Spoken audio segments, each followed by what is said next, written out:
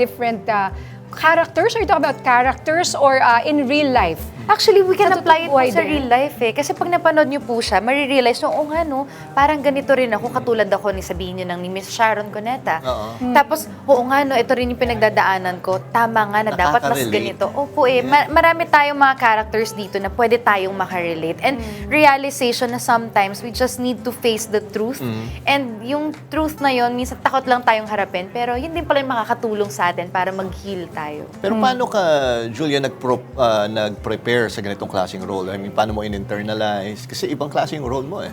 Yung totoo po, ano lang po, kung sino po yung mga co-actors ko, sila po yung tumutulong talaga sa akin.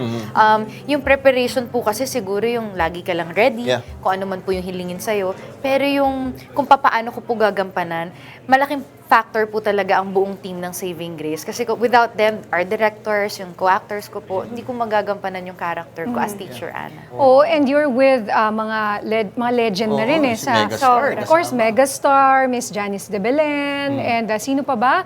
Yung mga Sharon kasama mo. Cuneta. Oo. Tapos lahat po ng mga batch namin, lahat po sila magagaling. Kaya nga sabi ko nga po, lagi po akong natututo every project. Kasi kada actors po na makakatrabaho mo, iba-iba yung style niyan, iba-iba yung work ethics, yung diskarte sa bawat atake na eksena. So yun palang ang laking blessing na po. Natututo ka talaga. Ano nga masasabi mo sigurong natutunan mo mula sa megastar? Siguro yung unconditional love. Best example si Mami Sha. No? Mami Sha po yung tawag ko sa kanya. Kasi siya yung tipo na tao, hindi mo ine-expect, pero grabe magbigay ng pagmamahal. Siyempre sa dami ng inaasikaso niya, ang daming iniisip niyan, and ang tagal niya na sa industriya, para makareceive ako ng love na binibigay niya sa akin, sobrang sarap sa pakiramdam. And also, let's talk about the child star. Grabe, ang galing mag-act. Si Zia, yes, sobra. Sabi nga po namin, para talaga sa kanya yung project. Kasi if tama ako, 150, siya na yung last two. Tapos siya yung napili.